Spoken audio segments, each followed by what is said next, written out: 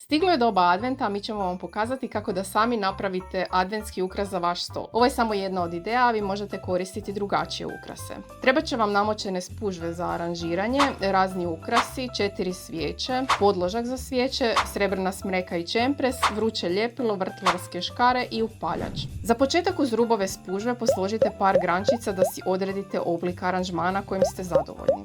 Svijeće smo postavili na podloške tako da smo zagrijali dio iglice koja ide u svijeću.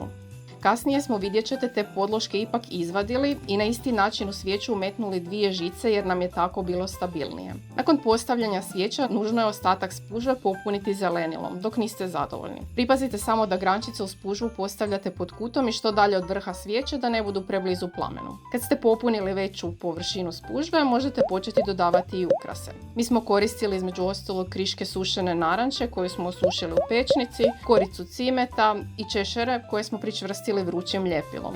I to je to. Svakako pripazite da svijeće ne ostavljate upaljenima bez nadzora, a detaljne upute za izradu adventskog vijenca možete pronaći na Mirovina.hr.